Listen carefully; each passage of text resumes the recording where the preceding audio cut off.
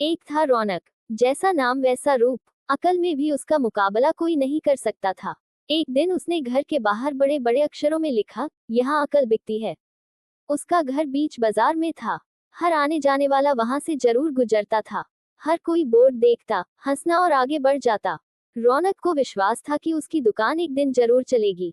एक दिन एक अमीर महाजन का बेटा वहां से गुजरा। दुकान देखकर उससे रहा नहीं गया। उसने अंदर जाकर रौनक से पूछा, यहाँ कैसी अकल मिलती है और उसकी कीमत क्या है? उद्धरण, उसने कहा, यह इस बात पर निर्भर करता है कि तुम इस पर कितना पैसा खर्च कर सकते हो।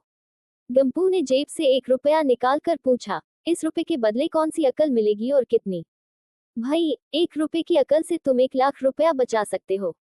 गंपू ने 1 रुपया दे दिया। बदले में रौनक ने एक कागज पर लिख कर दिया, जहां दो आदमी लड़ झगड़ रहे हो, वहां खड़े रहना बेवकूफी है। गंपू घर पहुंचा और उसने अपने पिता को कागज दिखाया। कंजूस पिता ने कागज पढ़ा तो वह गुस्से से आग बबूला हो गया। गंपू को कोसते हुए वह पहुंचा अकल की दुकान।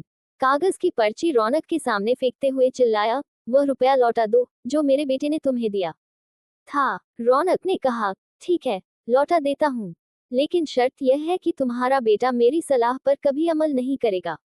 कंजूस महाजन के वादा करने पर रौनक ने रुपया वापस कर दिया।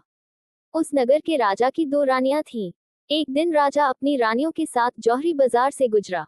दोनों रानियों को हीरो का एक हार पसंद आ गया। दोनों ने सोचा, महल पहुंचकर अपनी दासी को भेजकर हार मंगवा लेंगी। संयोग से दोनों दासियां एक ही समय पर हार लेने पहुंची।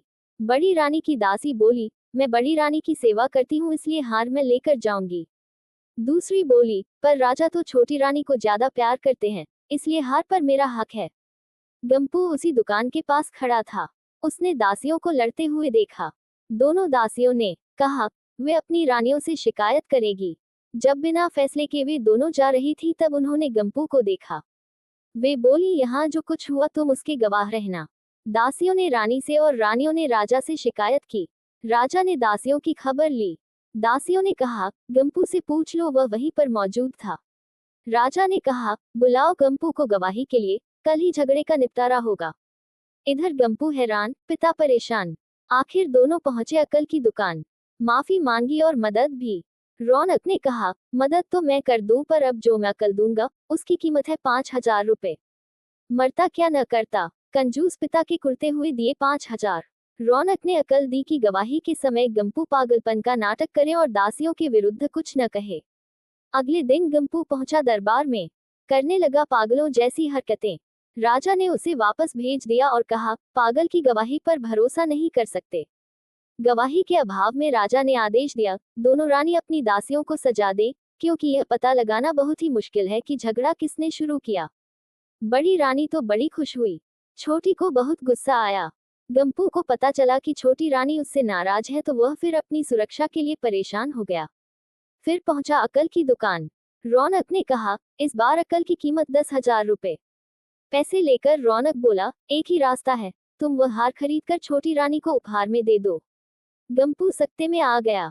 बोला, अरे ऐसा कैसे हो सकता है, उसकी कीमत तो 1 लाख रुपए है।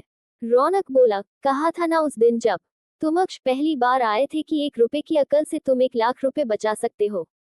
इधर गंपू को हार खरीद कर भेंट करना पड़ा, उधर अकल की दुकान चल निकली। कंजूस महाजन सिर पीट कर रह गया। अगर आपको स्टोरी पसंद आई है तो आप हमारी वीडियो को सब्सक्राइब, लाइक और शेयर जरूर करें। धन्यवाद।